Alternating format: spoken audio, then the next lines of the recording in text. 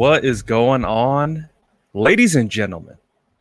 We've got isn't news.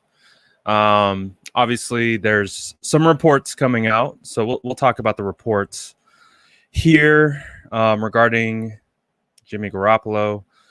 I know that has been a hot topic all off season, so now we're starting to get some movement. Ooh, look at all the comments. What is up, everybody? Mando G, Carlos, Elias, and look at all my peeps. How are we doing today? We're 2 days away. That is a fact. That is true. We are 2 days away. So about the beard oil. We're 2 days away from the NFL draft. And it's just going to keep picking up. The smoke is just going to keep picking up. So we're prepared. We're ready. We've been here before. This isn't our first rodeo. So as we've talked about, or as I've talked about quite a bit all offseason, I've written about it, definitely talked about it quite a bit. The sense that I've gotten throughout the whole situation this offseason has just felt like the 49ers are actively trying to trade Jimmy Garoppolo, and that's okay. That's okay. We understand based on some of the situations that went down last year. Last year just wasn't the year that we had hoped for. You know, it went wrong in a lot of different ways. Unfortunately, one of those ways was Jimmy getting hurt. You know, I think Jimmy really needed to stay healthy last year and really prove, to the organization that they could count on him. And I think what happened kind of at the end of the year, it's flown under the radar a little bit. But, Jimmy, from everything that I've understood, the information that I've come to hear and find out and receive is that, back when the 49ers were in Arizona, both Jimmy, his representation, and the team decided to kind of, let's put a wait and see approach instead of, putting Jimmy into the game, potentially get hurt, things like that. I think it was just, you could kind of see the writing on the wall last year, and it started with that video that came out of Arizona. I think that kind of heightened those situations. So now, as we fast forward through the entire flirting of the offseason, the 49ers seemingly flirting with every available quarterback. And now the reports are coming. And we've always talked about on this show, in my articles, that I expected the smoke and the news to really pick up around the draft when it comes to trading Jimmy Garoppolo. So as we know, we saw the press conference yesterday. We saw some of the things that were said. Obviously, the biggest quote that came out of that press conference was the one that when he was asked about guaranteeing Jimmy Garoppolo to be on the roster past Sunday, which is after the draft, and he said he can't guarantee anyone's going to be alive. I know what he was trying to say because I know he's been asked this question a million times. So there's a bunch of different contexts involved. But unfortunately, based on how it came off, it made it sound like, you're so non-committal to Jimmy that you went that far to say that. That's how it came across. I know what he was saying. I know why he was saying it. I get all of it. I understand where he's coming from in saying that. Because, again, how many times has he been asked that question this offseason? So I get it. I understand his frustration. I understand what he's going through. But unfortunately, it just came across a certain way. And it came across as if, the 49ers are done with Jimmy Garoppolo at quarterback. And now we're hearing, from league circles, right? That's the tweet that Jason Lockenfor put out. Say what you want about him, but it is a report, and he does come with some credible information. Not always, the best all the time, but he comes with credible information. And so he's hearing that there's GMs and people in league circles that are, they're hearing this. They've been hearing this, and it feels like, like I've said, it's been a progression all off season. It feels like this is just kind of naturally where everything was headed. As I've talked about a lot, the 49ers are in a situation where they draft a rookie quarterback at 3, whether it's Trey Lance, whether it's Justin Fields, whether it's Mac Jones. All 3 are capable starters day one. So it just felt like a situation where it was a lose-lose for Jimmy. It was lose-lose, at least in regards to staying with the 49ers, I think, throughout the remainder of the season, because you don't want a situation to come in where Jimmy is competing with a rookie, loses out to a rookie, and then he has an even harder time getting a job somewhere else. You don't want that situation. You don't want to put the locker room in a situation where they're constantly answering questions every single week about who's your guy. Is it Jimmy? Is it the rookie? How are you handling the rookie versus the veteran? Like, you still got Jimmy's back.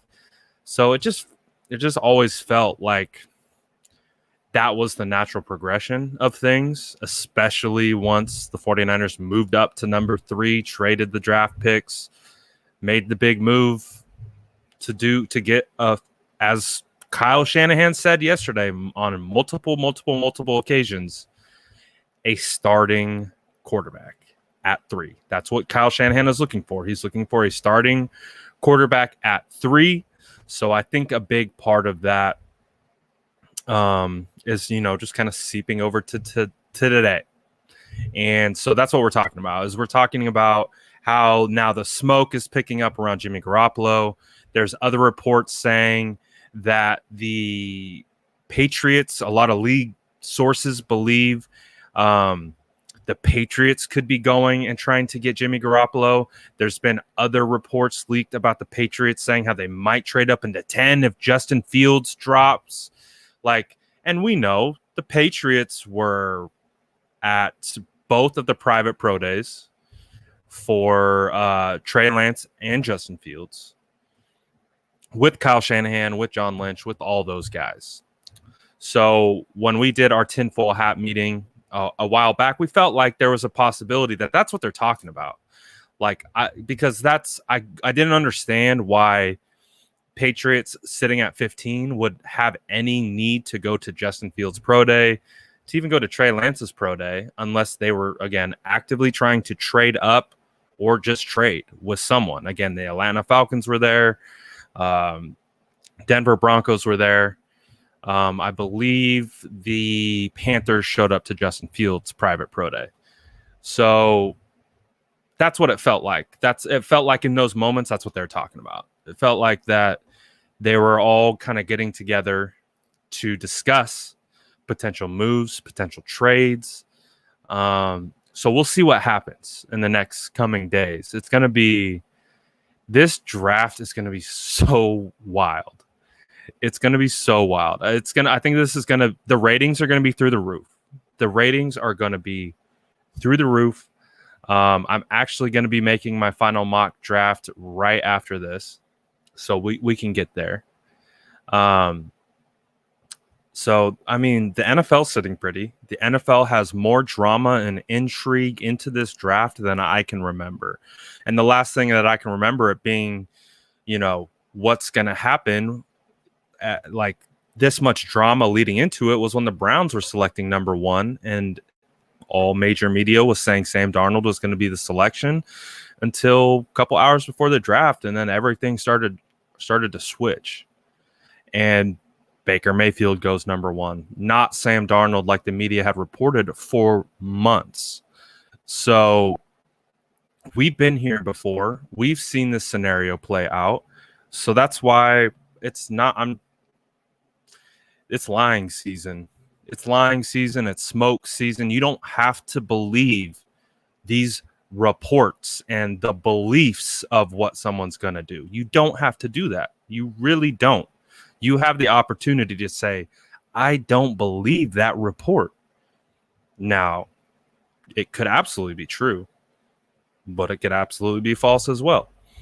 That's where we have the power to be able to discern information for ourselves. So I thought it was funny too. Rap Sheet put out a report. I seriously can't stand reports at this point in my life. My internet has been so trash this week. I don't know what is going on. Yeah. My internet has been so trash. So we got to get that figured out for sure. But at this point, it just...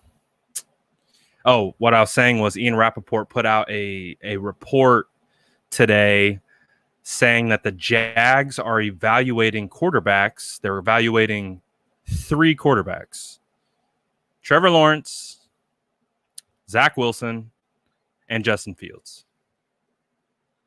What about Mac Jones? What about Trey Lance?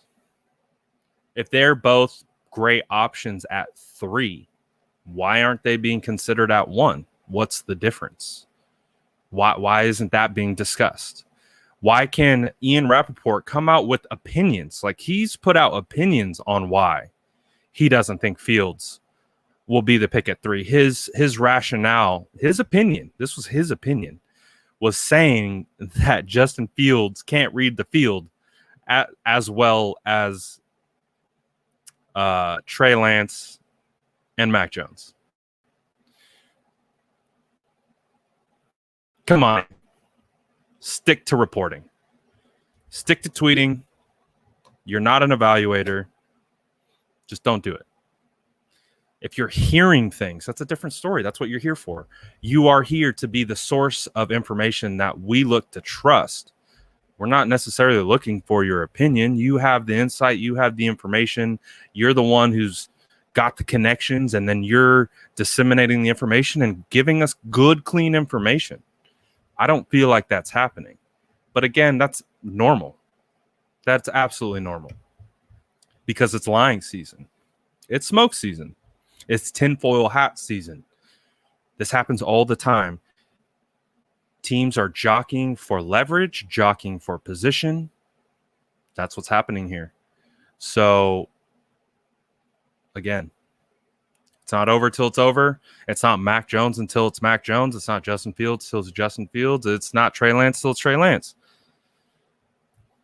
I even posted a mock that Pete Prisco did, another well-connected reporter and analyst in the NFL. He actually put Justin Fields at 2 to the Jets. I like that. I like that a lot because of it matches my thinking. That's how good of a quarterback that I think Justin Fields is. I think Justin Fields is worthy of being the number 2 quarterback. He's my number 2 quarterback. So, and that's kind of what it feels like. It feels like there is a potential opportunity for Justin Fields to go 2 overall. The 49ers just waived a player. Hold on a second. So we have some news. The 49ers have waived D lineman Josiah Coatney. So I'll be perfectly honest. I had no idea he was even on the roster. And I'm pretty good at knowing who's on our team. So I guess he signed a futures contract in January and he has been waived. So there's some news. But I don't know, dude. I just get this feeling that I don't know. I feel like there's an opportunity for the 49ers to go and multiple different directions. The Jets could go in multiple different directions. It's going to be an interesting situation, to say the least. It really will be. Who do I think is the most prospect in this year's draft? It has to be Mac Jones. Mac Jones has to be the most overhyped prospect, not only in this class. It just feels like this is all being forced upon us.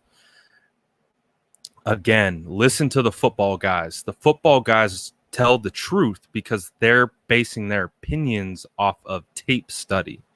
So now there's many other things that go into evaluation than just the tape. But just from a tape standpoint, if we just want to stick with that, Mac Jones he's good. He's good, but it's just weird. The whole Mac Jones at 3 thing is just weird to me. He feels overhyped. Probably going to get a little smoke for this one. JC Horn feels a little overhyped to me. I mean, I understand the traits that he possesses. He has great traits. He's a really good press corner. But I do feel like there are some holes in his game. But no one seems to talk about it at all, which is fine. But I still don't think he's a bad prop. Like, I don't know. Another overhyped prospect. Trying to think.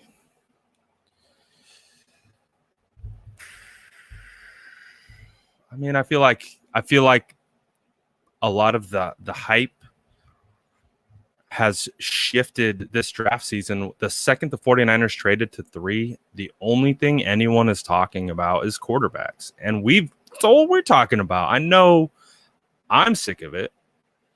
I would imagine you guys are getting sick of it. So that's the thing, is like, I think Mac Jones was properly rated until the 49ers traded to 3, and then something happened. And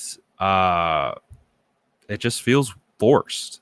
It feels really forced. I actually have been going back about a month before the 49ers traded up. I've been listening to a couple podcasts of some scouts that I really trust, or I appreciate their opinions and their insight. And they're just like, there is a drop off from the top 4 prospects and then Mac Jones. That's just how it stacks when you're scouting and evaluating. Because I think one of the hardest things that I get caught up on personally is when people talk about pro ready, right? We hear that thrown in our face all the time. Pro ready, pro ready, pro ready. The 49ers want the most pro ready quarterback because they're in a championship window. They want to win now. I don't attack evaluating prospects with that mindset. You're trying to project. You're trying to project what they become. You're trying to project how they evolve, because none of these prospects that are entering the draft are finished products. And I think people are having a really hard time grasping that concept, because they all have the potential to get better, and they all should get better. So I just don't see a scenario where I can wrap my head around the Mac Jones situation, because he's ready now. All 5 quarterbacks are ready now. In my opinion, Trey Lance, Justin Fields, Zach Wilson, Trevor Lawrence, they're all pro ready. They're all ready. I mean, they have all the tools, the traits, the intangibles that you like. Mac Jones could come in and be pro ready as well and start day 1. They all can start day 1. But it's just a weird thing with Mac, who gets put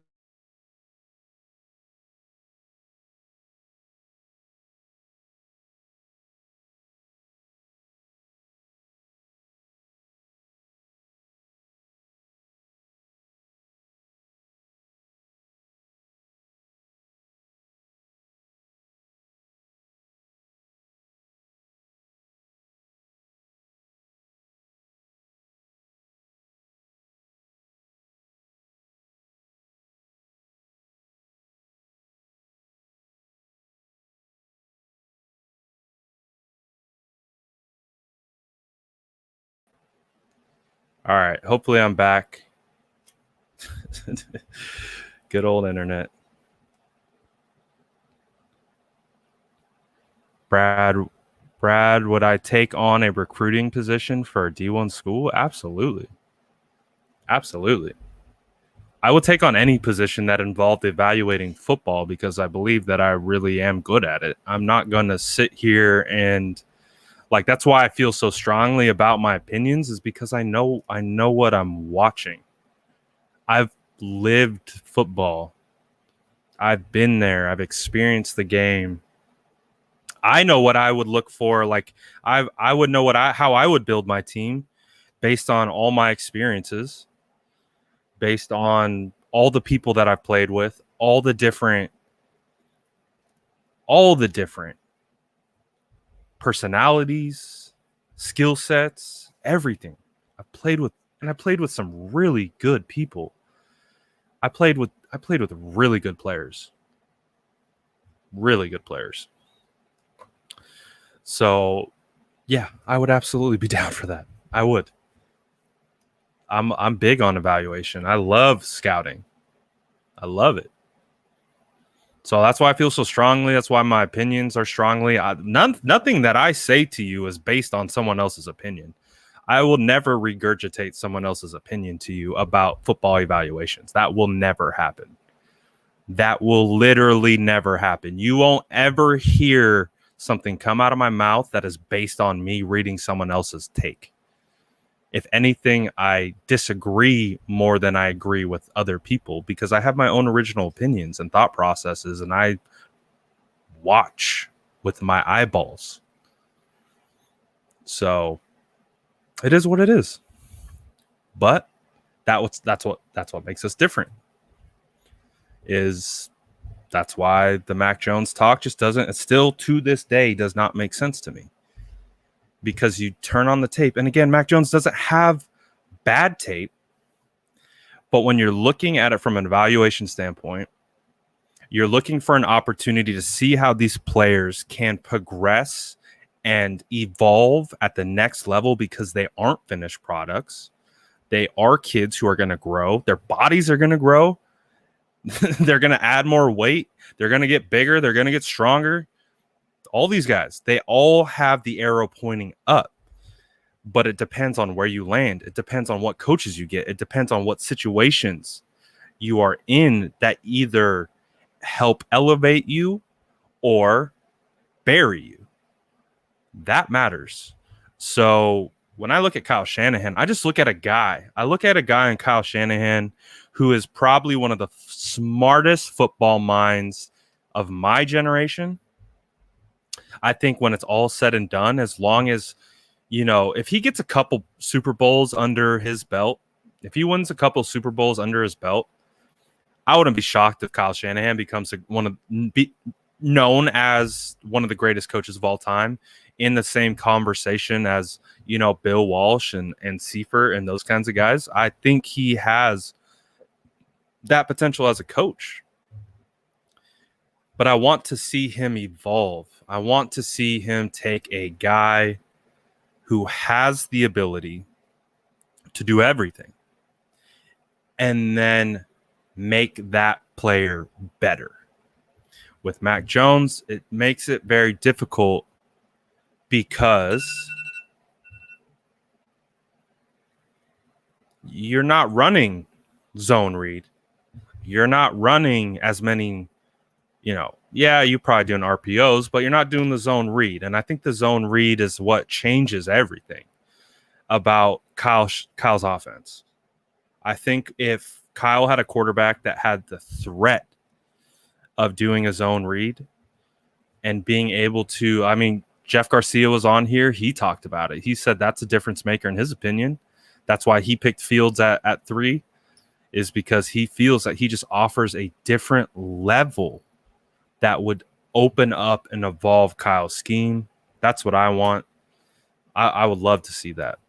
I would love to see that. So we'll see. We'll see what happens. It's going to be interesting. It's going to be an interesting day on Thursday. Hey, we're 2 days away. I'm just so hyped. I'm so hyped that we're not going to be talking about this for much longer. I'm just really, really excited to actually talk about who's on our team, the moves that were made, because I think we're going to be busy. I think we're going to be busy. I think we're going to trade guys. I think we're going to move all over the place. I think it's going to be wild. It's going to be, it's draft eve. We're close. It's just going to be, it's going to be interesting, man. It's going to be interesting. I'll turn it over to some of you guys if you guys want to ask some questions. I'll try and get your questions pulled up on the screen. I appreciate anyone who's migrating from Instagram to YouTube, throwing me a sub, liking the page, the stream. Big help for the account. Let's see. So I've talked about this before. Afix says, y'all know how Sims didn't have Ayuk go round 1. Now he has Fields falling all the way to 32. I feel like Sims is a plant at this point. I don't trust Sims. I don't. And, I don't think of anyone any differently that do. My good friend, Jordan, you've seen him on here. He has great respect for Chris Sims. And that's perfectly fine. But I just don't believe anything that he says. And that's fine. I don't have to, because I don't really believe what anyone else says anyways. So it's not a big change in my regard. Because I just don't. I guess that makes me a little bit more pessimistic, I guess. Because I doubt it first more than I want to just believe it first. I want to look at it from every single angle. Justin Fields falling all the way to 32. Like, what? The only reason that would actually happen again, we've talked about this before, if the epilepsy thing is a real issue, if the epilepsy thing is a real concern by NFL teams and they don't feel comfortable, then that makes sense. But I doubt anyone has that actual information. So what are the grounds of him going at 32? Why? Why is he falling that far? You think that the Bears would pass on Justin Fields at 20 if he fell to whatever. I get it. He's in an industry driven by metrics. Everything has changed in journalism. Everything has changed in reporting and things like that. It's about views. It's about clicks. As I literally click my mute button, and it's about engagement. That's what you are judged on in media. When you're talking to advertisers, what's your click-through rate? What are your impressions? How many people engage with you? Because at the end of the day, that's what they care about. Advertisers, people who are in the business of working revenue, they are only interested in those things. Clearly, the message matters a bit, but in the mock draft season, when you can throw spaghetti at the wall and see if it sticks, who cares? It's a mock draft. Every mock drafts are wrong. Like, all mock drafts are always wrong. They're never right. So it doesn't matter. So with Chris Sims, we saw it firsthand. The dude literally dominated draft talk for maybe 2 weeks based on his QB rankings. Guarantee you his podcast, the blog, the website had never seen any more clicks and engagement that they had ever seen. So again, that's just another angle. It's another angle. I'm different. Like, yes, I care about those things as well. I care about engagement. I care about how well my things are doing. So, but that doesn't change. It doesn't affect my opinion. It's just not how it works. And, Chris Sims has a great relationship with Shanahan. He talked about how he, Afik said it. He didn't mock Ayuk to Shanahan because he didn't want to blow up the spot.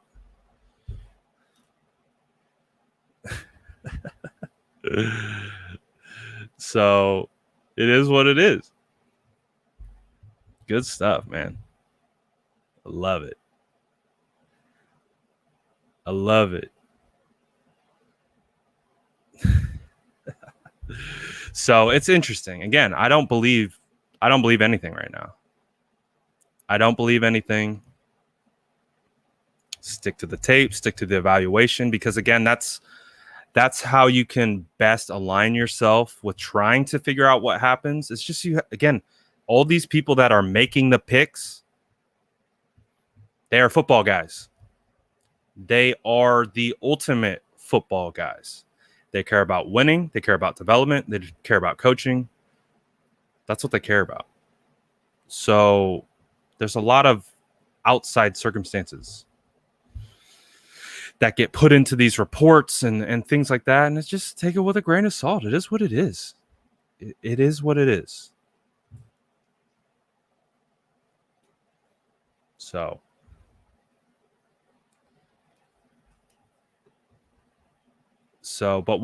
for example, one of the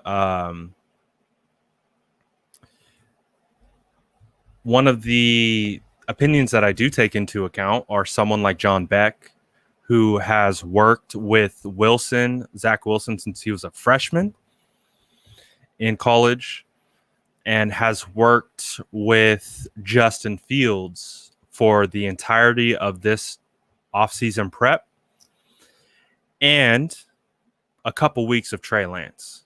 No Mac Jones, though. And I went back and I actually listened today to John Beck, talking about these quarterbacks over a month and a half ago. It's a long time ago. It's crazy how time's fly. But he went on to talk about Justin Fields and Zach Wilson because they are training together. Under John Beck. John Beck has now been connected to Kyle Shanahan. I had no idea at the time of listening to that interview that John Beck had any relationship to Kyle Shanahan. I mean, that's basically Kyle Shanahan's insider info.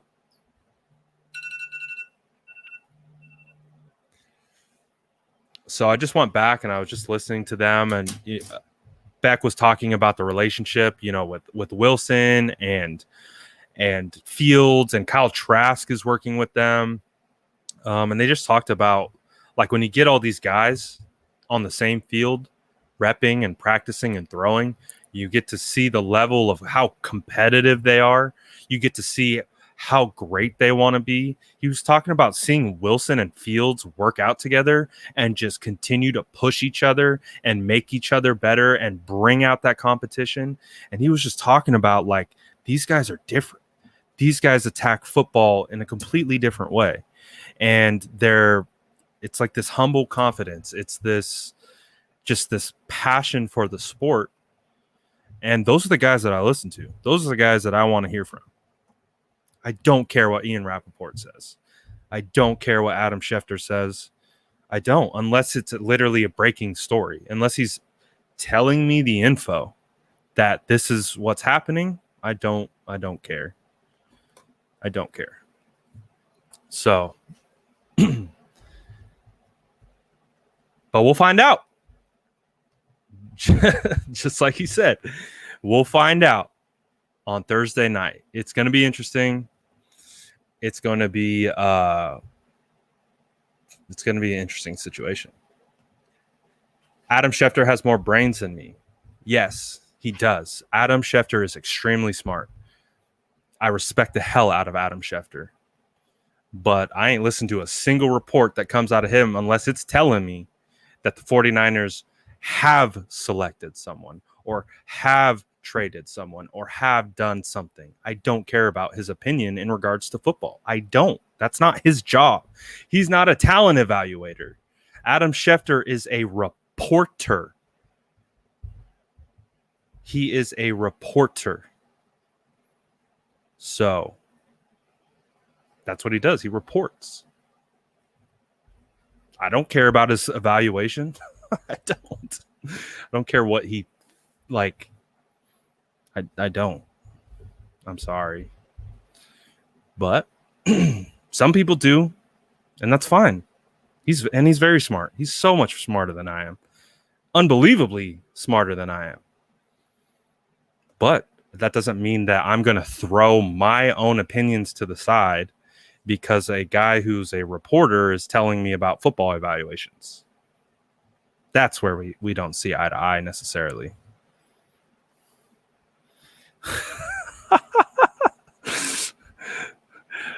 What could you possibly talking about today that you haven't said on the last 50 lives you've done over the last week?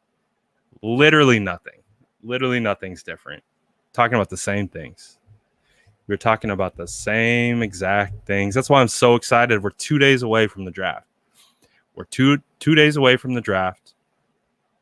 And we're close. We're so close. We're so close to making it happen. Not having to talk about hypotheticals anymore. I'm so excited to not talk about hypotheticals anymore. I'm so excited to not talk about quarterbacks anymore. The silver lining to all of this too is if the 49ers get it right, if the 49ers draft someone that is the right guy and becomes the franchise quarterback and becomes the guy for this team for years to come, we won't ever have to do this again, at least for a decade. So we'll take it with a grain of salt because I'm hoping and praying that they do get this right and that we don't have to talk about this anymore. And so it's a double-edged sword. I'm relishing in the fact that I get to talk about the 49ers drafting a future franchise quarterback. I'm relishing the chance to be able to scout the quarterbacks, put my takes and opinions on it, and then we'll just see what happens. We'll just see what happens at that point. But the hope is in 2 days, the 49ers draft the right guy, and then we aren't doing this ever again. So that's the silver lining, is that we got 2 days to talk out of our a-holes, and then we'll see what happens. And then we just react at that point. And then we just react.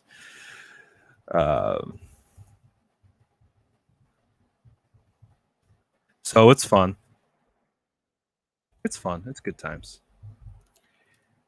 It's good times.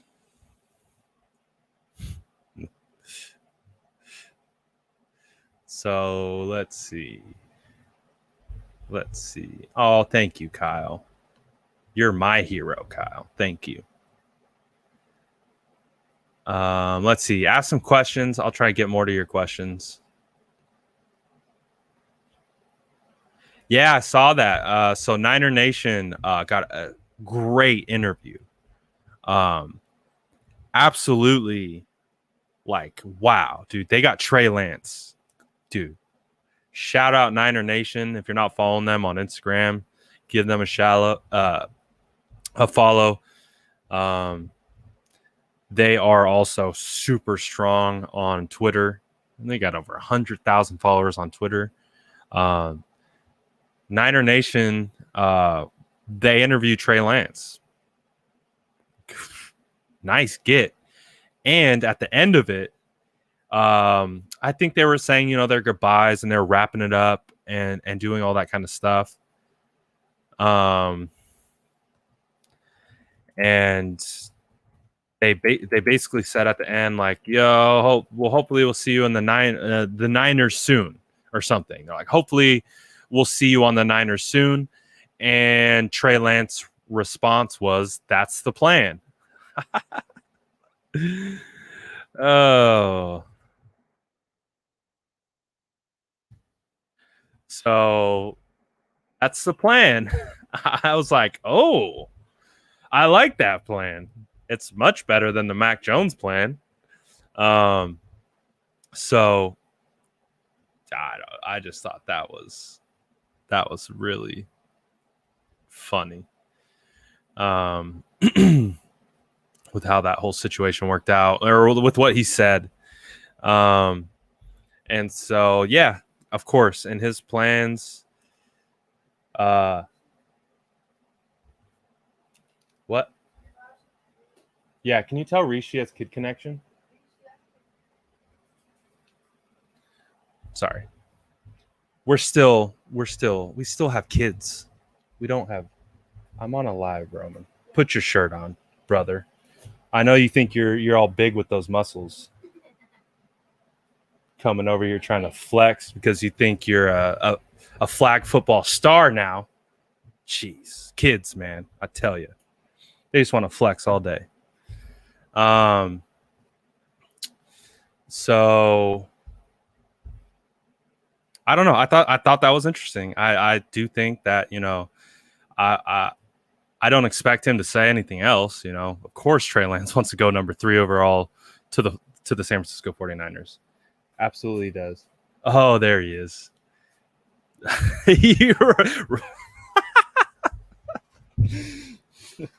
Wrong jersey, boy. What are you looking for? Batteries. What did you do with all our batteries?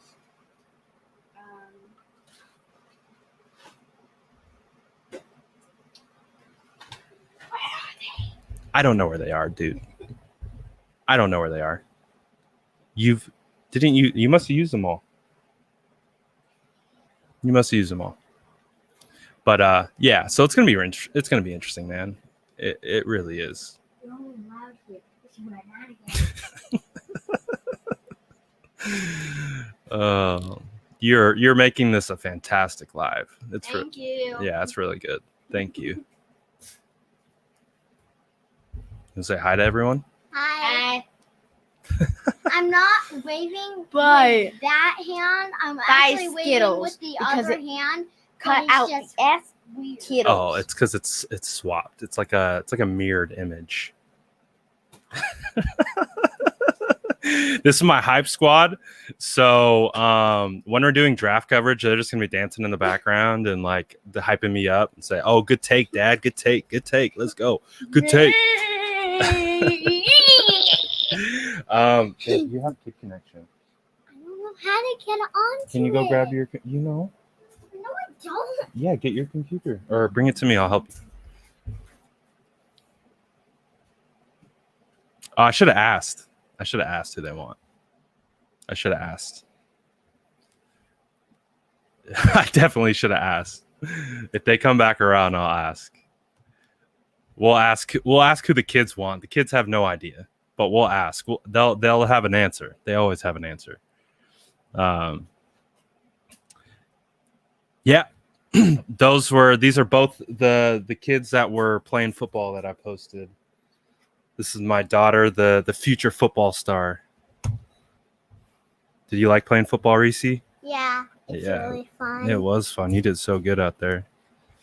But I did kind of start crying when I missed a lot of shots. Hey, I mean, it is what it is. You're competitive in your nature, so that comes with the territory.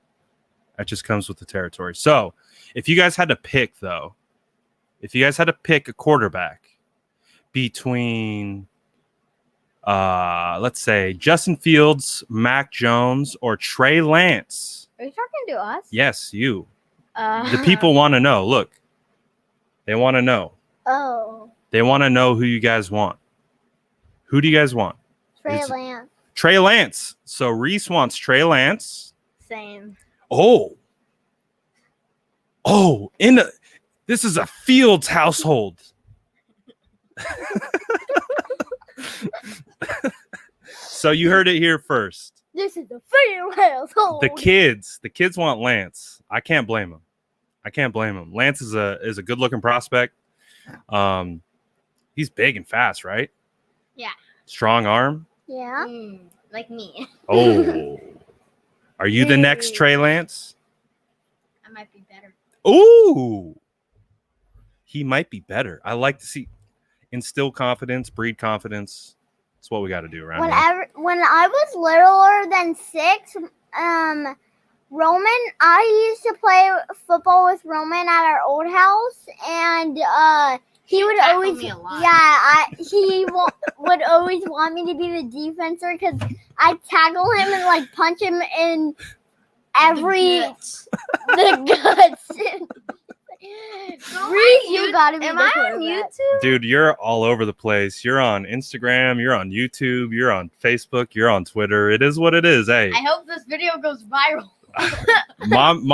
mommy's working right now, so we're on daddy duty. We'll take it in stride. We'll absolutely take it in stride. But after this, Reese, we do got to get you on this kid connection, okay? I thought you were gonna help me. I am. I'm already. sending it to you right now. We're gonna get it set up. You're gonna be all good to go, and you're gonna be able to do what you need to do. But it's Alright. it's Trey Lance. It's Trey Lance for the kids, right? Yep. So, do you like Trey Lance because he's kind of an underdog? You know, didn't get to play last year.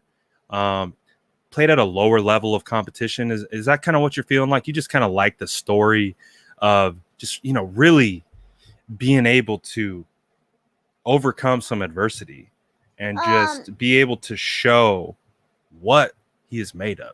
Yeah. Yeah, I like what you're saying. That's exactly. I really like his story.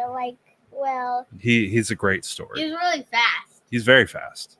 And he catched a lot of. when he quarterbacks. lowers that shoulder, he just runs you over. Just plows you over. Why isn't my email showing up here? Come on. Oh no. Oh, I sent it to the wrong person. That would help that situation. See, this is what happens. There's just too much going Right. on, man. It's too much going on. All right, let's see. So this makes for questionable football content. Very questionable football content, but great family content.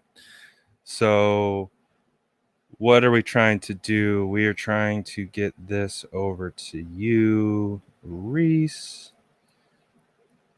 My name's Roman. Your name is Roman.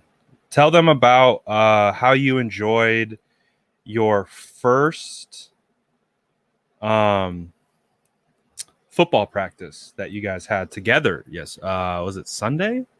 Yeah. Every Sunday we have a game. Do you guys like it? Do you guys have a lot of fun? Yeah. Well, yeah, it's first time. It's really fun, and I get to probably see the 49ers again. Oh, one of the things, you know, again, they're on the Raiders. Yeah, boo! Yeah, the Raiders are What? the worst. How Wait, how? They sat us on They- the enemy. they put them on the Raiders, man? How do you know? Because they told us what team you're on. Okay, Okay, here you go. You're all set, baby girl. I don't All want right. to be on the Raiders. I know. I don't want you to be on the Raiders either. It's a tragedy. None of the fans want it. None of them. No one wants it. No. No one wants it. Okay, so Reese, can you go to your room? I'm just Join the really meeting. mad right now.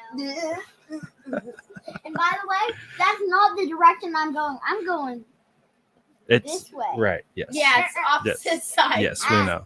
We know. I'm This pointing. way. I'm actually This way. pointing this way. You get it. You get Yeah. it. All right. Let me get back to what I'm doing. Okay. And yeah. Bye. So I apologize.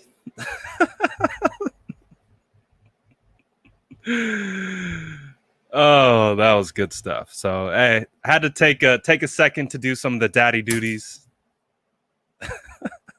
Yes, we're gonna request a trade. We're gonna request a trade. You know, Roman and Reese, man, they got the skills to pay the bills. It's just not going to work out for the Raiders. We just don't see it as a great fit. I don't see the Raiders being able to maximize the true talent that these two have. So we're going to go ahead and request a trade. We're going to do that. We're going to do that. Or retire. Either one. That makes sense. But the kids want Lance. hey, I want them to be open thinkers. I want them to be able to critically think for themselves. They know I'm a big Fields guy. If they like Trey Lance, they like Trey Lance. Good for them. Good for them. They have their own eyes. They have their own opinions. Good. Great. That's what we want. We don't want you to say Justin Fields just because daddy wants Justin Fields. No, tell us what you want. Tell us what you like. So that was kids want Trey Lance. Man, that's funny. Gotta love when the kids make an appearance. All right, let's get back. Let's try and get refocused here. What do we want to talk about? I know we want to talk about quarterbacks, but if you guys throw up a good question, I'm going to answer it. And we'll get this figured out. Will the 49ers draft Mac Jones? My gut says no. But if they do, they do. I can't predict what they do. So it is what it is. But my gut says no. They won't.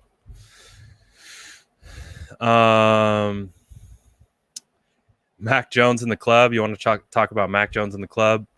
I had some conviction posting that video because I really don't want it to come across like I'm trying to drag him or do anything like that. It's just, it's a very questionable video about a player who's being told we're being told is going to be ours. So if he was our quarterback, we'd be posting the same video because that's what we do. We post content that is related to the 49ers. And right now, according to everyone, 98%, right? 31.12 teams believe the 49ers are taking Mac Jones. It is what it is. But again, it's just, I don't know. It's a weird situation. Oh, we got Jalen Hurd on 2 chats. So we'll talk about Jalen Hurd. I haven't heard any updates. I don't have a singular update with Jalen Hurd. I don't know. I haven't heard anything. He's, again, very quiet about social media.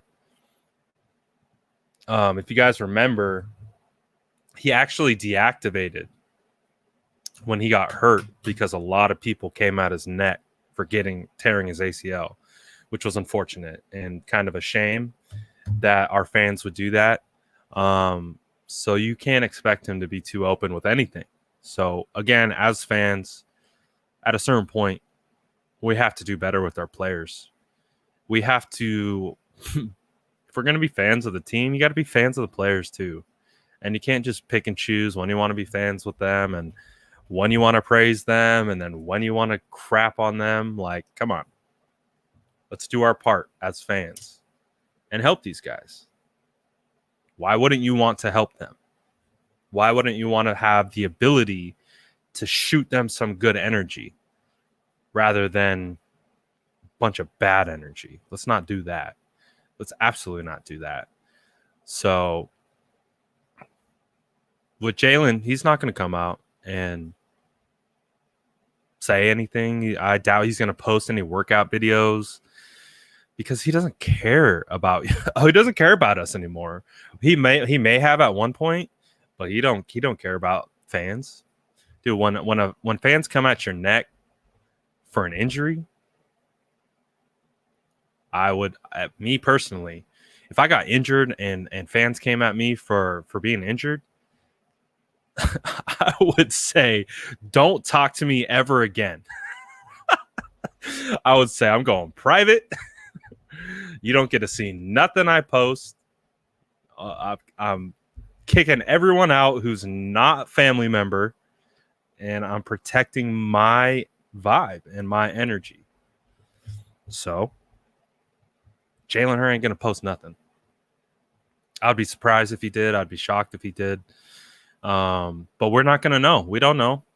We're only going to know if, one of the coaches come out and say he's progressing well. We're only going to know if he comes out and says the same, and I doubt either will happen. So we won't know how Jalen Hurd is until Jalen Hurd is in camp or we start seeing some videos released. I want Jalen Hurd to be successful. I want Jalen Hurd to be – he has so much potential.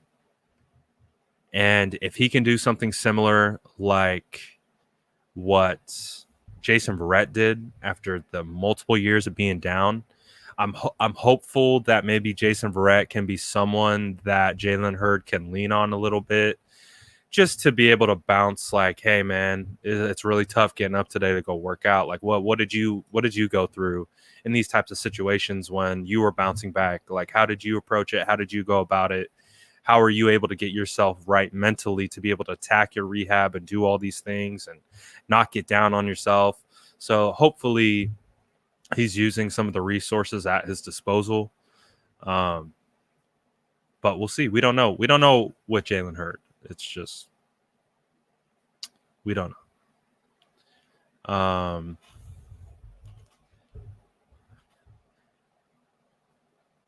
Do you think we draft Fields? Can't believe Kyle would rather want Mayo Mac. I still think it's Fields. I'm still in the thought process. I'm worried about Fields going number 2 to the Jets. And honestly, that hasn't changed for me. Just because that's how I've always felt. That's where my evaluation has led me. But who knows? I'm not in charge. I don't have the information about Fields' epilepsy. I don't know if that is an actual issue or a concern that would deter a team from taking him at 3. It absolutely could be. So I don't know. We'll find out. We'll see. I saw that joke a lot. Kyle likes Five Guys, but why would he want a Big Mac? Again, Mac Jones, I feel like Mac Jones is being connected to the 49ers for all the wrong reasons. For all the wrong reasons why people scout, all the wrong reasons why people do evaluation. I feel like he's being connected based on like how they are perceiving their scouting of Kyle Shanahan, because that is a big part of this. We have to scout coach. We have to try and dive into his mindset and understand what he's thinking to help try and preface who he would take. But at the end of the day, you see how pissed he gets when you talk about Kirk Cousins? You see how upset and feisty he gets whenever you liken him to these statuesque type quarterbacks, to these guys who aren't mobile, to all these guys who can't run. I feel like they're using it to his advantage. I feel like it's a bit of a troll. I feel like, we talked about yesterday in the press conference, he made it abundantly clear he doesn't like social media and he doesn't like what people are talking about and all that kind of stuff. So, like, why not use that to your advantage? Why not use that power to your advantage? And that's what it feels like. It just feels like they're trying to, again, like I've said all along, when everyone asks me, why are the 49ers connected to Mac Jones the second they trade up to 3? Like there's nothing to hide, there's nothing to hide. Like, what are you talking about? The 49ers have Jimmy Garoppolo on the roster. If they're moving up to 3, they're probably going to want to trade him, get additional assets so they continue to build a young team and roster around their new rookie quarterback. It isn't a lock that the Jets are going to take Zach Wilson. It isn't a lock, necessarily, at least based on what is being reported today, right? If we want to believe the reports, that the Jags are literally discussing 3 different QBs at number 1, and the names that were attached to that were Lawrence, Fields, and Wilson. So there's still a lot at play. There's still a lot of smoke. And that's why Thursday is going to probably be the most eventful draft we've ever seen. On Thursday, it's going to be so wild. It's going to be absolutely insane because we're going to see so many twists and turns. And that's the thing. The draft never goes as anticipated. It's super rare that it's like, oh, yeah, we predicted the first 32 picks and we predicted these trades and we predicted X move. There's always something that just blows your head like clean off. So that's what I anticipate is going to happen. It's going to be a situation. It's going to be crazy. It's going to be crazy. And I think anything can happen at 3 still. I think, I said this when we saw the initial press conference because that's what it felt like. It felt like the 49ers, they moved up to 3 because they knew exactly who they wanted to take. They knew exactly who they wanted to take when they moved up to 3. And that to me felt like Justin Fields.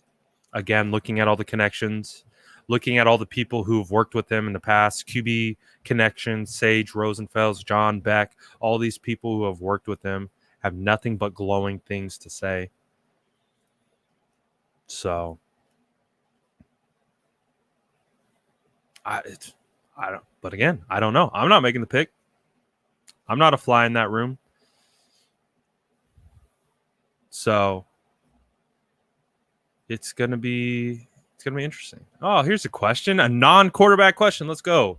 What are your thoughts on the 49ers re-signing Trent Williams to a 6-year deal worth $138 million? I love it. I absolutely love it. Because I know a lot of people get fixated on the money and the number and the dollar amount. That's what elite left tackles go for. I'm obviously a former offensive lineman. I value offensive line a lot. And when you have a guy in Trent Williams who is the standard at the position and you have the opportunity to lock him up, you do whatever it takes to lock him up. You absolutely do what it takes to lock up Trent Williams. And I guarantee you would not be happy if Trent Williams was on the Chiefs right now. Could you imagine if Trent Williams was on the Chiefs? Do you think we're trading up to 3 to get a quarterback? I don't know.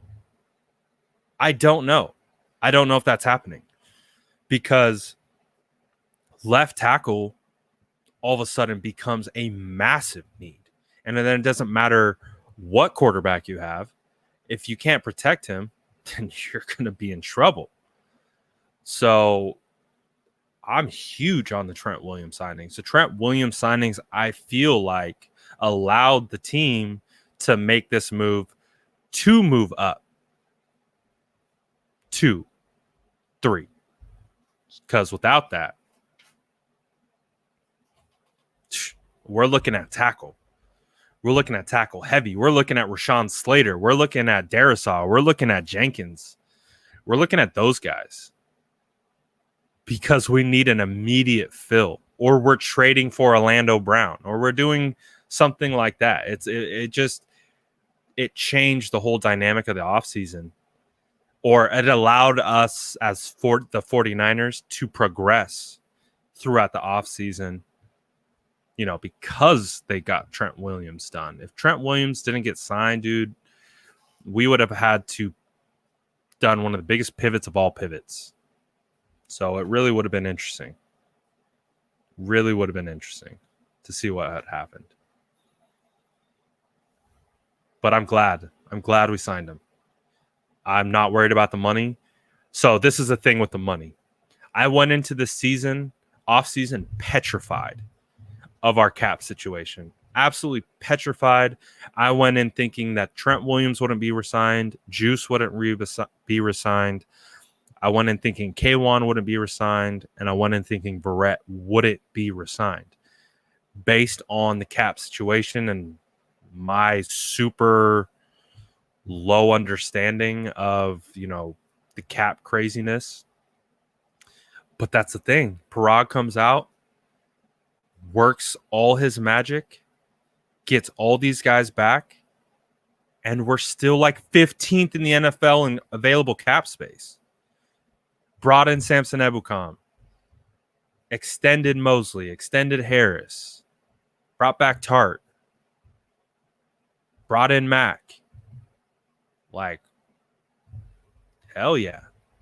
So I'm not worried about Trent Williams' contract at all. They'll figure if it ever becomes an issue, like where it's too much, they have outs, natural outs. They'll figure a way to get through it. But that was a good question. I like that question a lot. We talked about non-quarterback for a second there.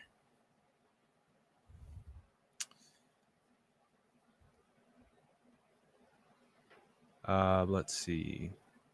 Niners are the team to beat in the division. Do I believe the Niners are the team to be in the division? No. I believe that title still will be held by the Seattle Seahawks until we figure out how to consistently beat them and hold Russell Wilson from destroying us on a consistent basis. Because with Russell Wilson still in Seattle, the division goes through Seattle until otherwise said. Because Russell Wilson is such a good quarterback that he could literally have nothing around him and still beat us. They could play like dog doo-doo for 3 quarters, and he puts together 2 to 3 good drives, and he comes back and wins the game. So until Russ is out of the division, I'm not ashamed to say that the division goes through Seattle still.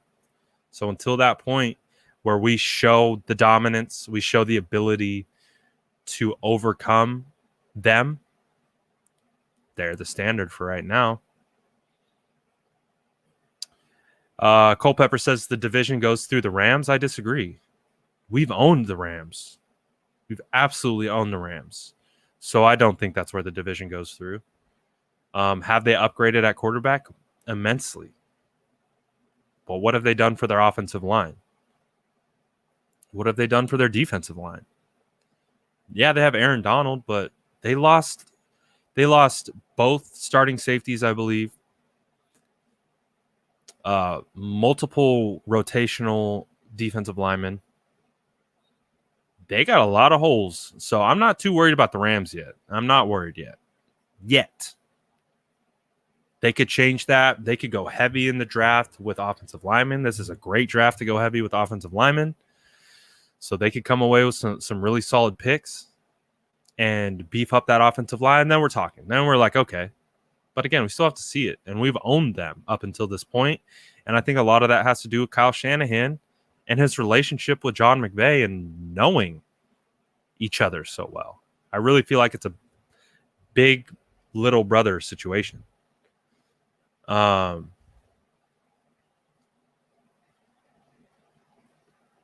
Let's see.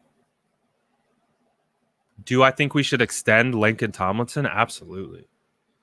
I think we should absolutely extend Laken Tomlinson. I think that would be such a win for us. Laken has been just the model of consistency. He's an Iron Man. And we rarely talk about him.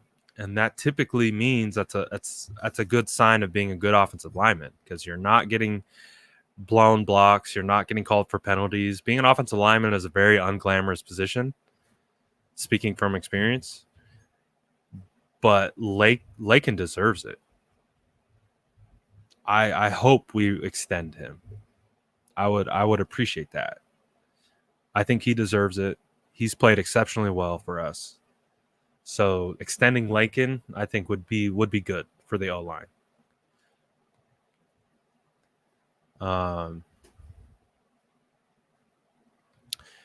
Do I agree that Mac Jones is the next Tom Brady? They're literally, how do you project someone as the next Tom Brady? Tom Brady was the 199th pick. Mac Jones is they're telling us Mac Jones is going to be the guy at 3. Like, Tom Brady is Tom Brady for a reason. And yeah, I'm not comparing anyone to Tom Brady. There's too much context behind Tom Brady's career to be able to do that. He sat. Do you remember? He's a 199. He sat for a while. Drew Bledsoe gets hurt. The big reason why he has the success that he has is because of how he got in, because of Drew Bledsoe getting hurt in a playoff game, him coming in, playing exceptionally well, taking over the game, to the point where he didn't let go of the spot at that point and ended up winning them a championship. And the rest is history. They had just signed Drew Bledsoe to a massive contract extension. They just signed Drew Bledsoe to be the richest quarterback in NFL history at that point. So it's the way everything worked with Tom Brady. It was like so many things had to connect. The tuck rule, the tuck you rule. If that doesn't happen, I don't know if Tom Brady is Tom Brady, because the job goes back to Bledsoe the following offseason. So I don't compare anyone to Brady. He's uncomparable, in my opinion. You can compare traits, but you can't compare the two. Can't compare the two. You compare the traits, can't compare the two.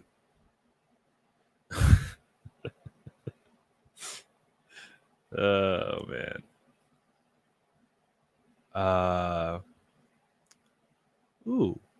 Ooh, these are good questions. I like these questions. They're getting me away from talking about quarterback. What is one negative takeaway from last season, aside from injuries, that you can carry over, that you can see carrying over into the upcoming season? Ooh, continuity at quarterback. So that was something that I identified really, really early on. Last season, it just felt like Kyle and Jimmy weren't on the same page. And it felt like that early on. And it just felt like that all the way throughout. So I don't necessarily say I can obviously see that carrying over to the next season, but I want to ensure that Kyle gets his guy so that we don't have that again. Kyle needs his guy. Kyle needs to be bought in, and he needs to have a guy that's going to do exactly what he wants. And if that's Mac Jones, then it's Mac Jones. But I don't believe that's who it is. It's not what my gut is telling me. It's not what my eyes are telling me. It's not what my brain and my heart are telling me. But I'm not in the front office. I don't have the same information. I don't have the access.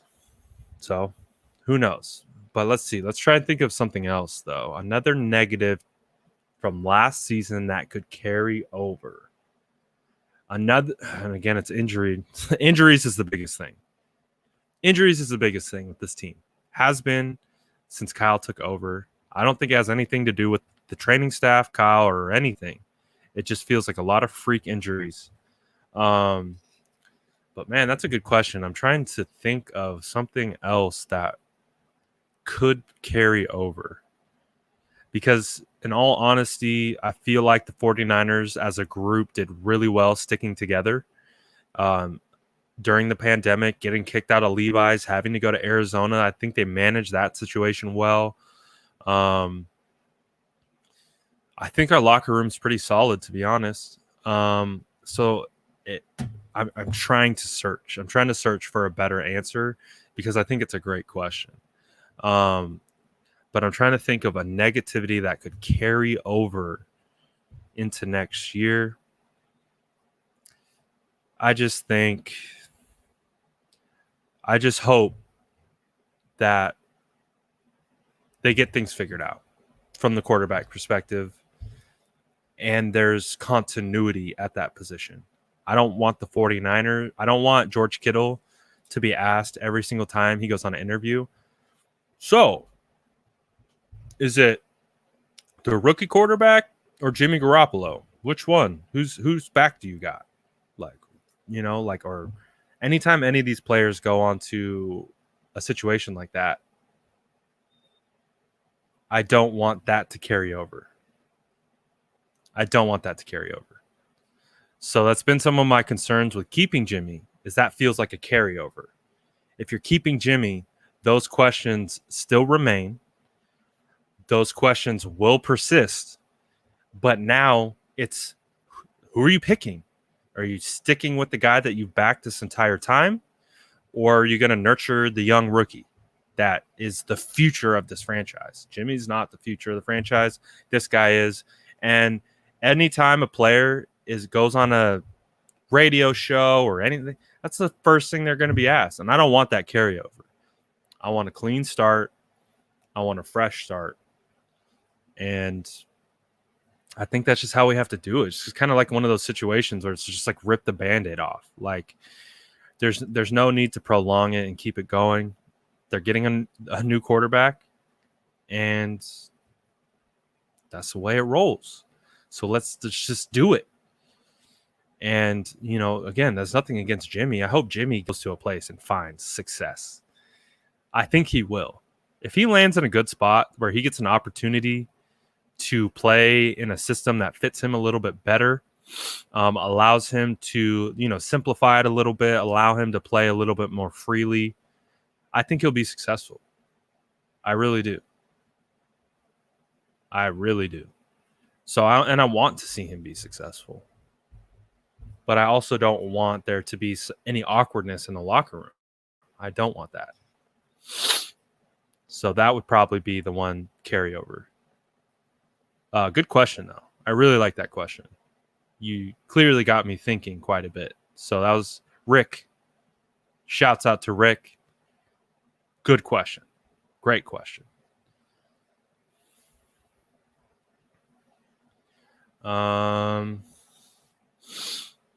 Let's see. What other questions that we got?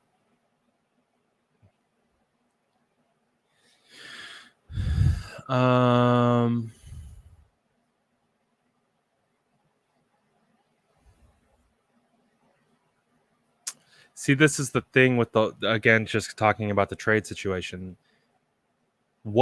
So if the question is, if Jimmy stays healthy this year, plays for the 49ers, will he command a 1? There's more chance that the likelihood of Jimmy playing good and not allowing a rookie to overtake him, I think, is far less likely than that actually happening. Because we know Jimmy is going to make a mistake. Everyone makes mistakes, but when Jimmy makes a mistake, it's going to be rookie. Bring us the rookie.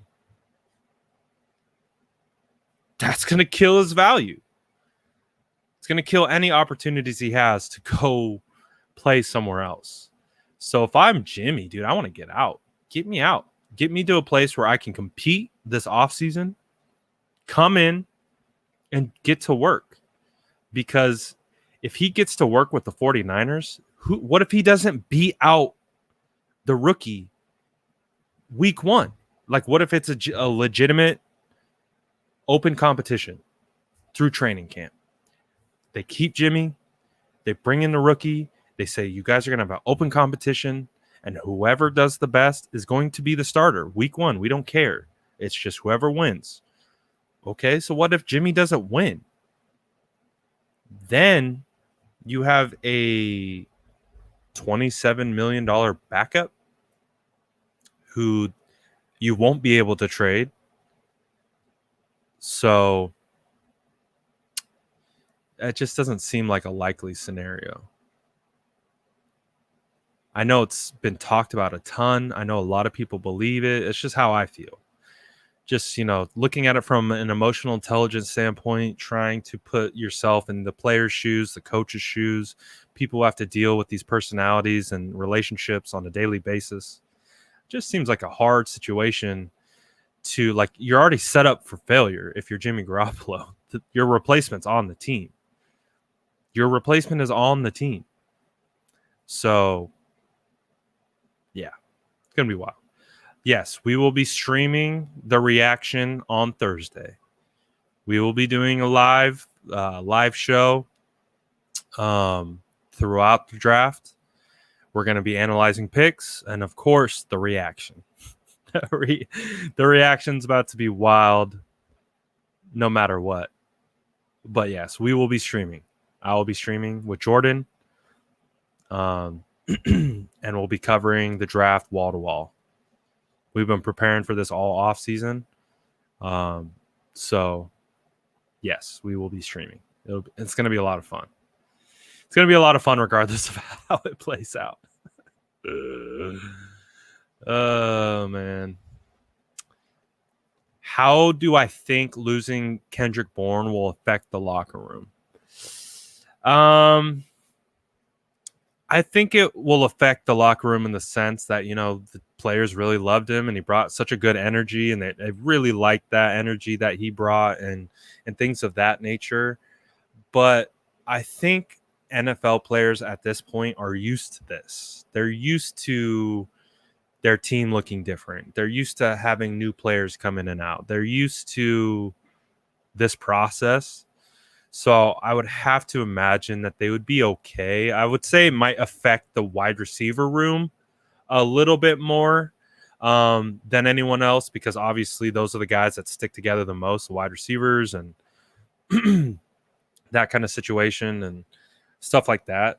But like, for example, like Frank Darby out of Arizona State, he has that same kind of infectious energy and attitude. If you brought him into that locker room, honestly, I feel like you're just like swapping the same energy. You're just getting a different guy who brings that same energy.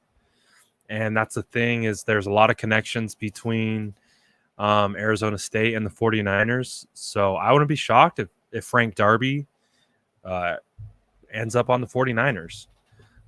He looked really solid at the Senior Bowl. I got to see that energy up close and personal. Literally one of those guys like Kendrick Bourne. You feel the energy in the stands. You see him jumping and dancing in between drills and doing all that kind of stuff. E40 came on and he started going dumb and he started gigging. He started doing all that kind of stuff. And you're like, oh yeah, you just seem just like Kendrick Bourne. Same energy, just ball of energy the entire practice. Just ball of energy.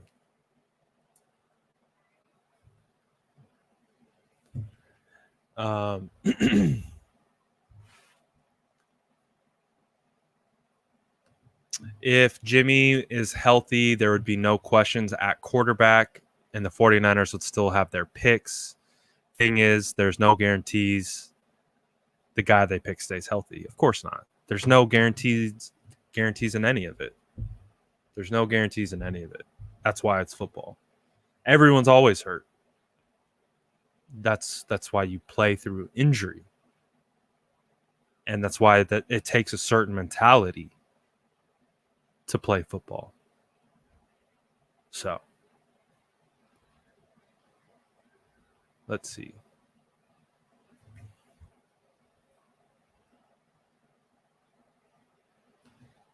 So Elijah says, do you think Kyle Shanahan values his scheme more than elite talent? A QB that could drive the offense, labeling him offensive genius, versus a QB who would make off-schedule plays when things go wrong? So I think this is a great question, because if you asked me this in 2017, I would say yes. I think that's the case. That's exactly why they didn't take Deshaun Watson. I talked about this at length before, being a big Deshaun Watson guy, but also understanding who Kyle Shanahan is. I knew he wasn't taking Deshaun Watson, even though that would have been my pick.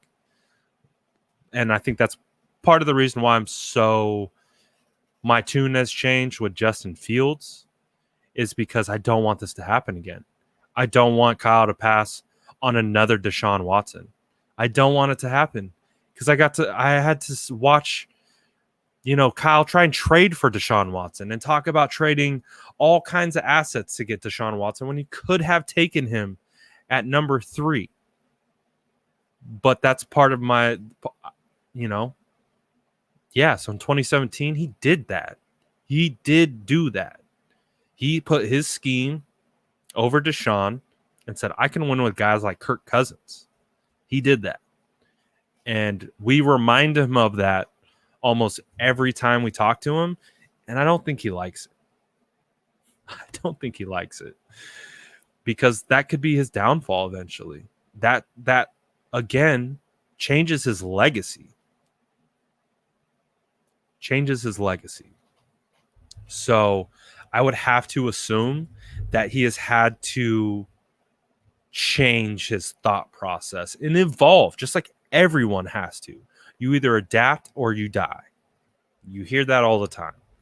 So with Kyle, I'm hoping he's adapting. I'm hoping he doesn't do what he did in 2017 again. I really am hoping he doesn't do that again.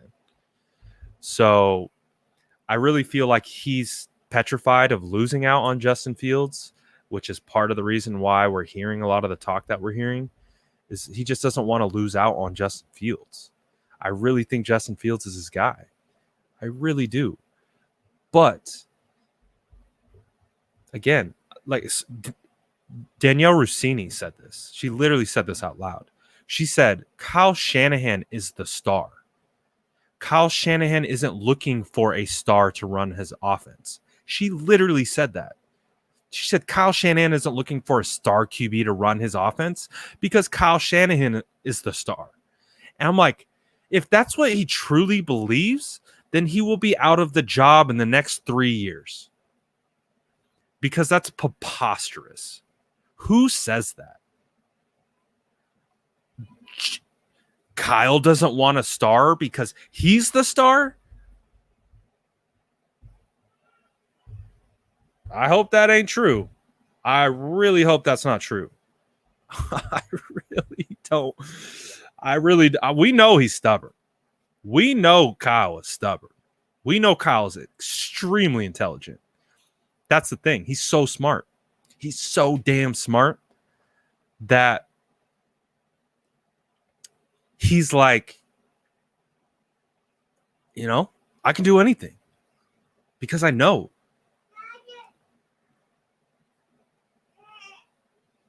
Hi. What are you doing? The little one woke up. Come here. But yeah, I just don't. I think that's a great question, Elijah. I think it's a fantastic question. The questions are getting much, much better. Come here. Say hi to everybody. Oh, it's a kids show today. So in 2017, do I think Kyle values his scheme more than elite talent? Yes. That's the answer. Yes. In 2017, I think that's the case.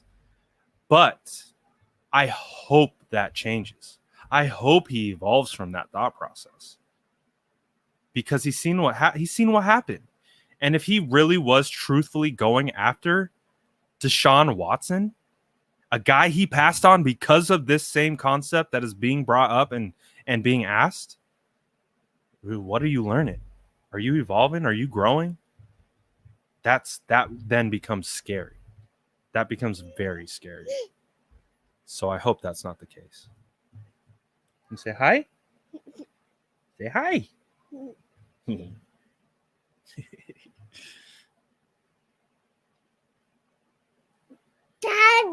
Daddy. Who do you want to take? Trey Lance, Justin Fields, or Mac Jones? Yeah? I don't know if that was an answer, but yeah. Noggin? Dude. Yeah, yo. Okay. All right. We got some good questions today. I know a lot of people want to talk about the quarterback, but I'm liking these other questions. These are good questions. Daddy-O says, hate to say it, But I believe Kyle wants to be the orchestra of his offense. Of course he does. Of course he does. Of course he does. But you got to get the right pieces. Again, I put out a tweet earlier today of someone saying like saying that like Kyle's going to be QB1. He wants a guy who can be a coach on the field and operate his scheme and do all these things. So Kyle Shanahan's going to be the coach. Like, like I kind of believe that to a certain extent. But you can't play like that. You have to rely on your players. You have to rely on these guys. They're the ones actually executing the scheme. So you can't be that stubborn. You can't. In my opinion. Because if you allow that to be the case, that could be the end of you. And I don't want that. I don't want that. I love Kyle. I want Kyle to be the head coach of the 49ers for the next 20 years. But that only happens if he lands his pick. That only happens if he hits on this pick. If he doesn't hit on this pick, it's going to hurt. It's going to hurt because Kyle's so damn good. Kyle's so damn good. The best. But he's got to hit. He's got to hit. We can't do 2017 again. We cannot do 2017 again. We just can't.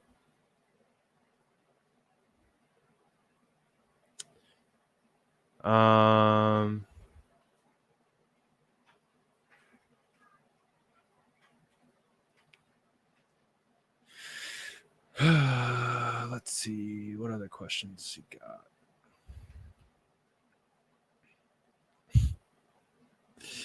Is Kyle the most arrogant coach of all time if he takes Mac at 3? Yes. Without a doubt. What you got? You got blocks? Yeah? You want to play with them here? Yeah? Yeah. Okay, here you go.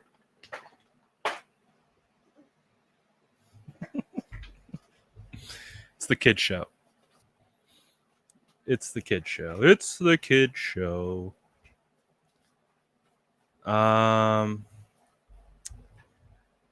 Let's see.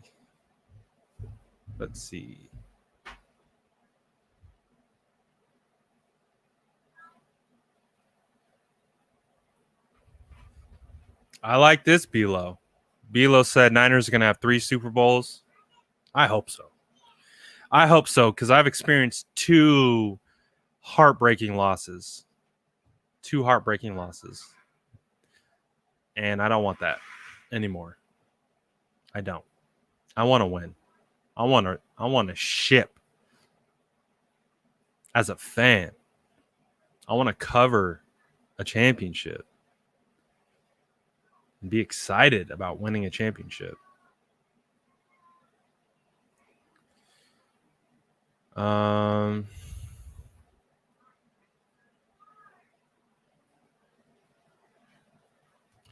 I mean, this is the tough part. So JoJo's saying Kyle has to go if he takes Mac.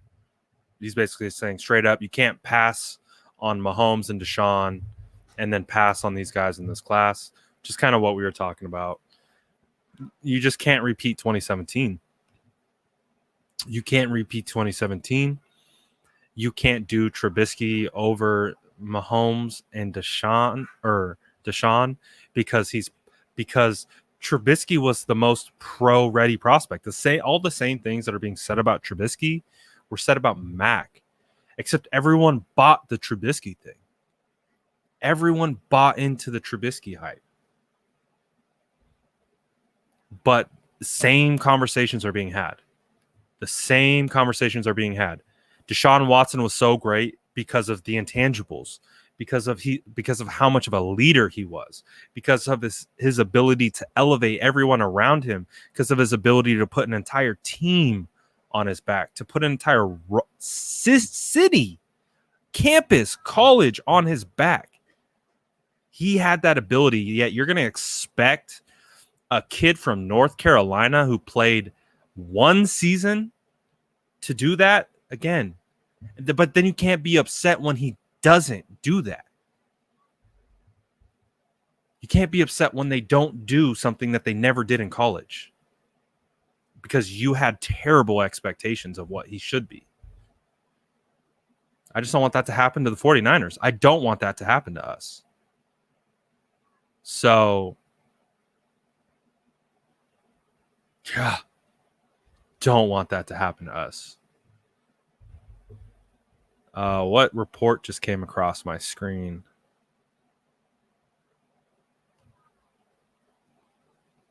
Something just came across.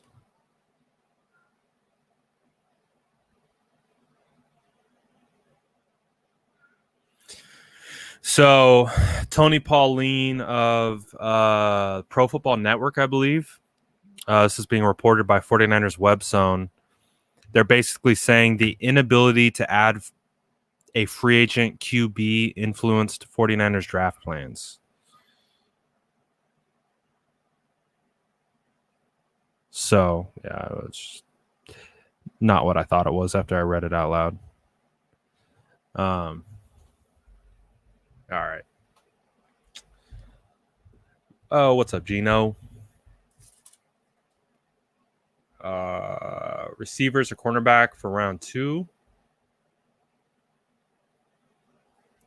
I kind of want to talk about that, but I might save that for when I get Jordan on here and we can actually talk about prospects. Please assure me that we're drafting Justin Fields so I can sleep peacefully. No one is sleeping peacefully at all until Thursday night, and hopefully we're sleeping peacefully after Thursday night. Hopefully, but we'll see. We'll see what happens. Yeah, I believe this. I believe this was true. I believe we were really about to get Watson. I think we really were. I think we were really, really close to getting Watson. But again, why we didn't is because of the stubbornness of the Texans. And I mean, thanks, Texans.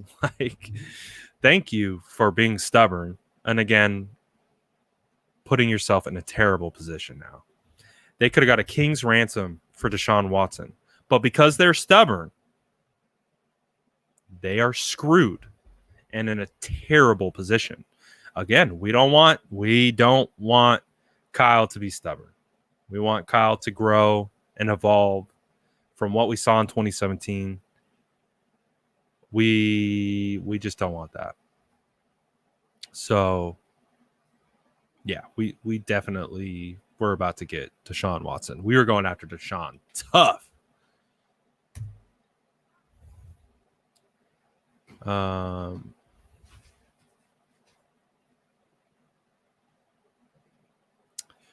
Yeah, I mean, I think Mac has been disrespected in the sense of, fan communication, because again, it's super easy to just look at Fields and Lance and see how special they are from an measurables and intangible standpoint. I've really tried hard not to disrespect him. I will absolutely tell you that I don't want him, but I'm not disrespecting him while I'm saying I don't want him. I don't want him because of my evaluation. That's what it comes down to. I saw him in Mobile. I watched Mac Jones play in person for 4 days. I stood 10 feet away from Mac Jones, looked him dead in the eye. I just don't want Mac Jones because that's what my evaluation tells me. It's nothing to do with him. Nothing to do with, whatever. It has become that because of the media's creation, the media pushing this down our throats. So fans who are attached to Justin Fields or Trey Lance become defensive. That's what happens during this time of the year.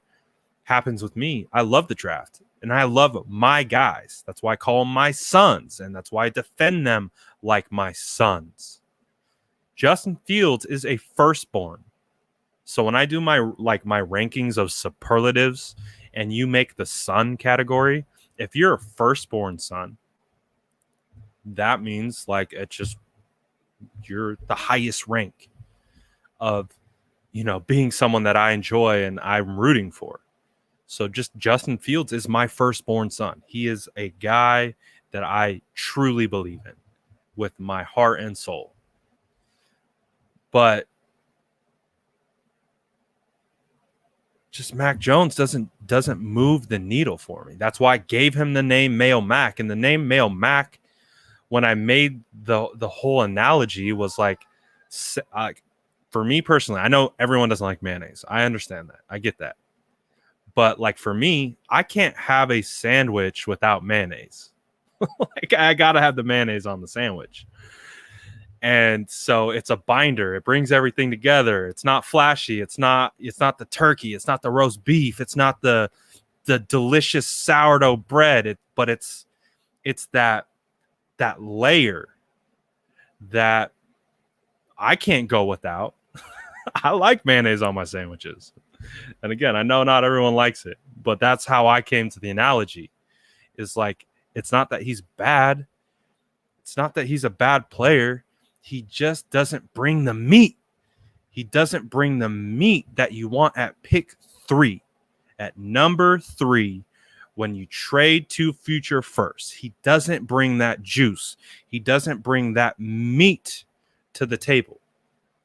So that's why I call him Mayo Mac, is just because he's mayo. He's mayo. And it works in other ways, but there was a legitimate analogy behind the nickname. There's a legitimate food analogy behind the nickname, and it was literally based on mayonnaise and a sandwich analogy. It's just because he's there's nothing exciting about Mayo Mac. That's why we call him Mayo Mac. He's just like mayonnaise.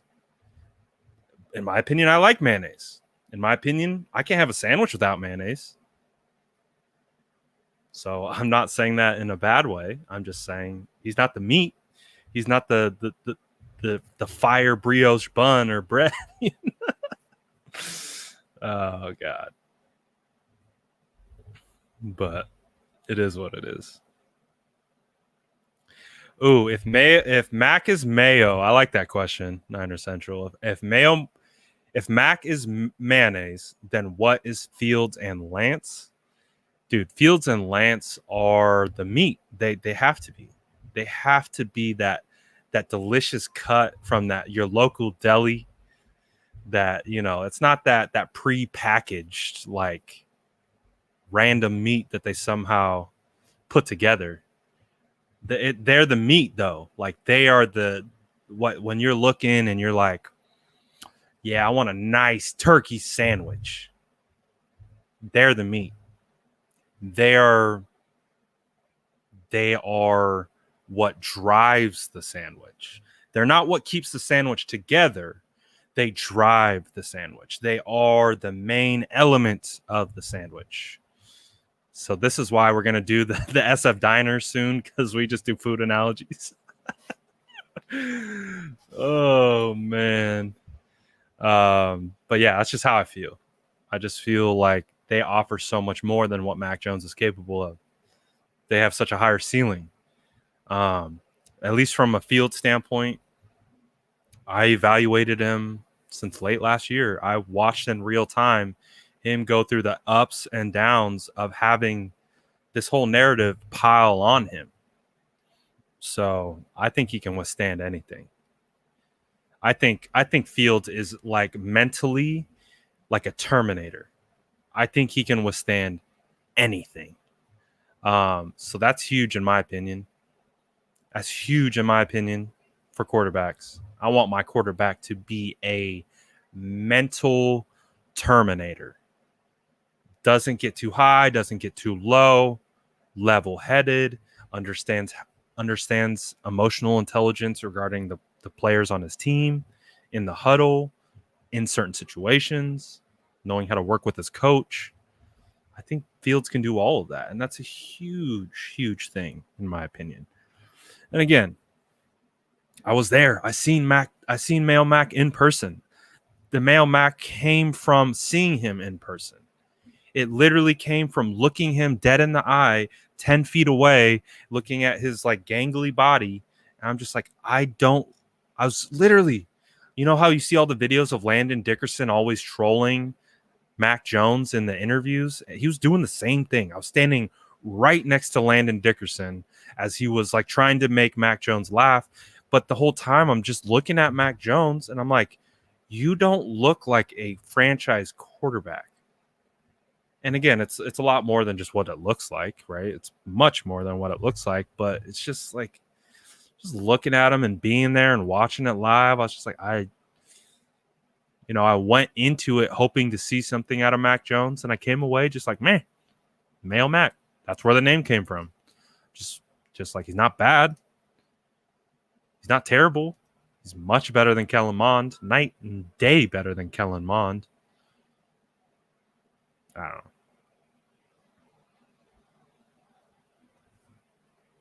So, and that's the problem. He's up against two meaty.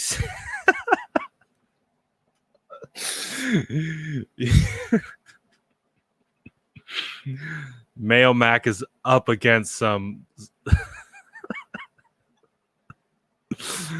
of those thick boys, some of those thick sandwiches. Oh man, I've been on this live for too long. This is what happens when you're on the live for too long. Sheesh. Yeah. Good old Mayo Mac. What would make Kellen Mond a pickle? I think that's actually a perfect analogy. Kellen Mond would be the pickle. He's not a sliced pickle though. He's like the dill pickle that's uncut, that they just kind of like put with the sandwich. They don't even put it on the sandwich. They just put it with, like, thinking you want it. Like any Mr. Pickles fans out there, I think they do that. Like, Kellen Mond is a pickle. I think that's perfect. But like I said, an uncut pickle, because he's so stiff and rigid. Looks like Gumby to me. Why are we talking about pickles? Because we're talking about the birth of Mayo Mac and where that name came from, and the analogy that it was a legitimate analogy that spurred the name Mayo Mac. So we're giving other superlatives to other quarterbacks. So Kellen Mond is a pickle. Trey Lance and Justin Fields are the meat of the sandwich. Kellen Mond is a pickle. Oh yeah, JD, take a spoon and eat a scoop of mayo live on stream. Hell no. I don't like mayonnaise that much. I do not.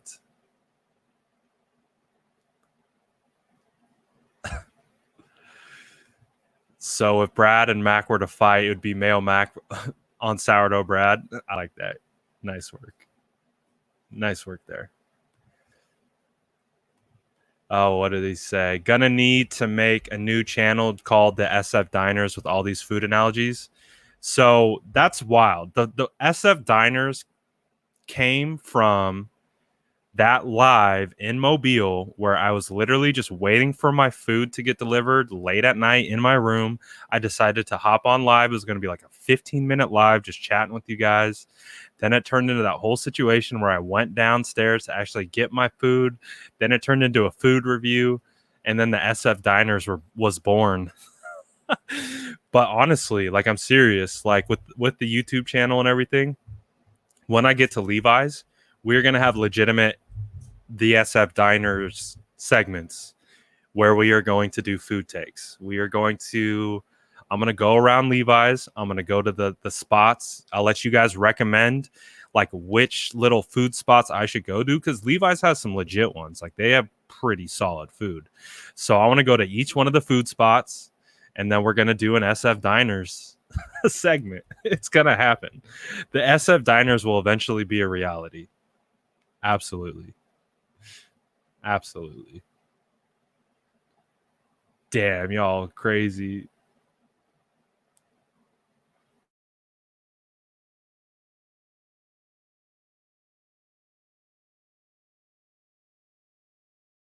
Either I'm super excited. Super excited. The baby back ribs at Levi Stadium. Now I'm hungry. Uh-oh. So it will be interesting. So yeah. We just went off on a tangent about, oh yes, Mark remembers. Mark was there for the SF Diners when my key didn't work.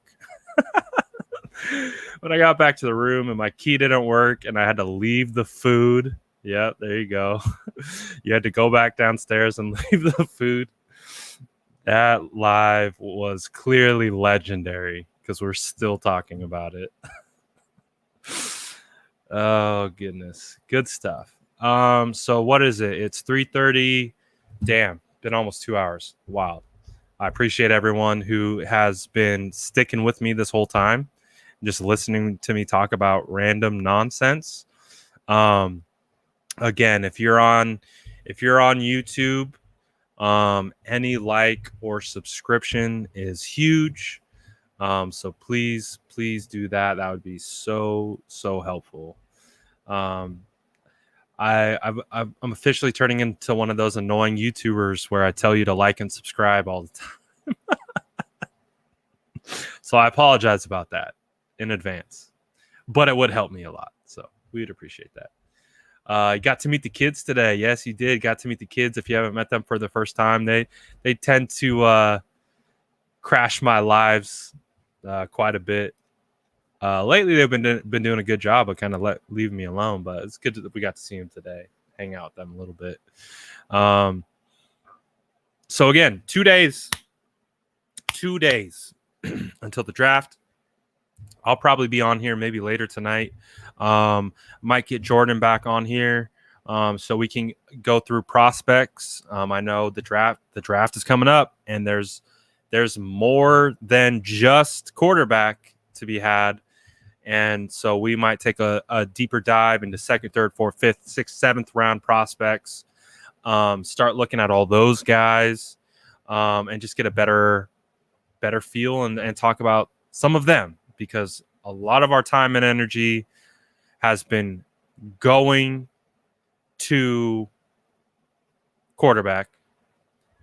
It's wearing me out. I know it's wearing you out. I know it's wearing these players out. I know it's wearing everyone out. I know it. I feel it. And I hear you. If you're watching and you can't take it, I hear you. I feel the same. I cannot wait to never talk about quarterbacks again. That's why I'm just please draft the right guy. Just please draft the right guy so we never have to have this conversation again. That's all I ask.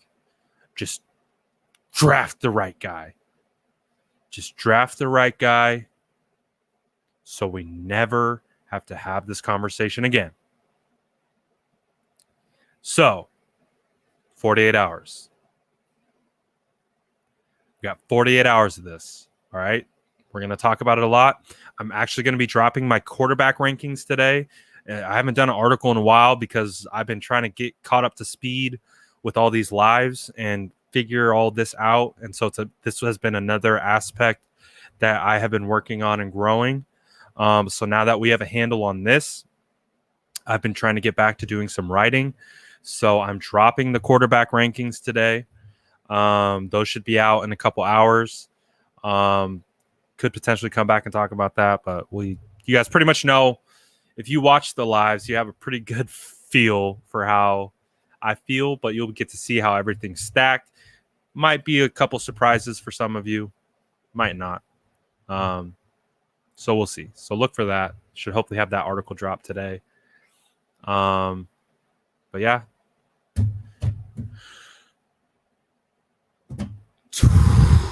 2 days. 2 days. In about 2 days, it's 3:30 Pacific Standard Time. In about 2 days, I'm going to be stressed. I'm going to be sweating. My voice is going to be all shaky. I'm going to be all scared because I don't know what's going to happen. 2 days. 2 days. 48 hours from now, we're going to be stressing.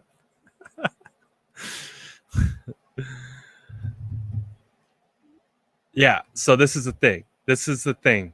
Thank you, Greedy Greg. Bring me off the ledge.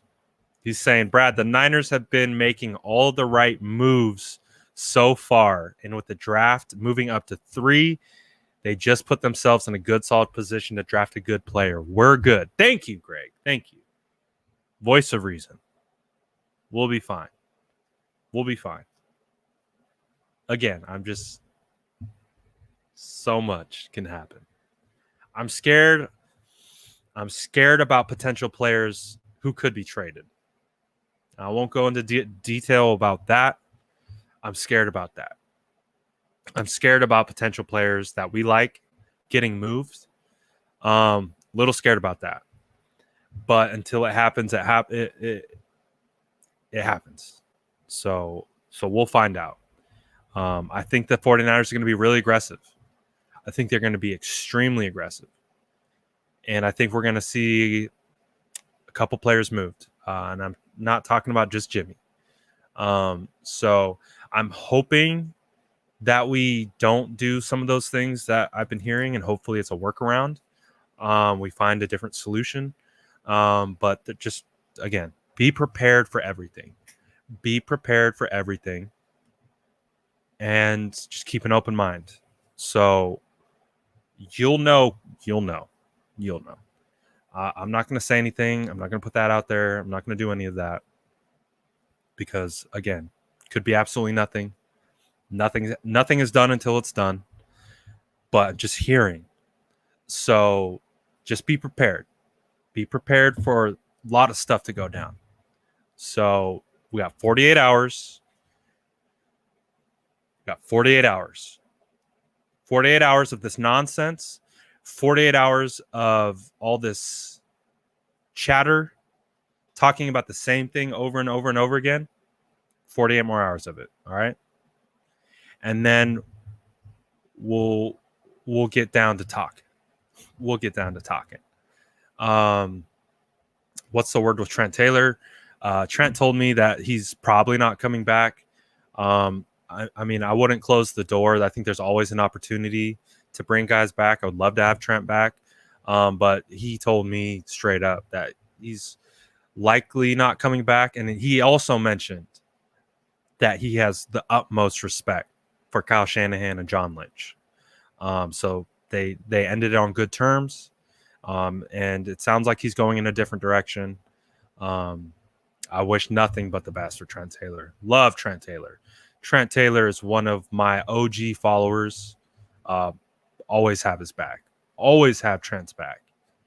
So I just hope, but you never know, dude. You never know how this works. He could come back.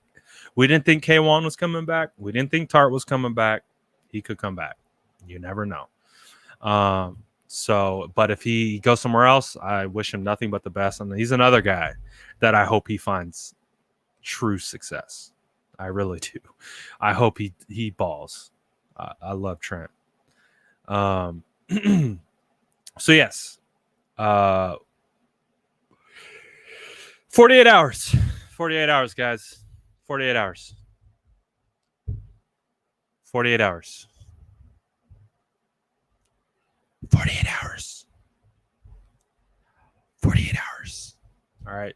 2 hours. Perfect. Hit 2 hours on the dot. I need to stop talking. I need to get off here.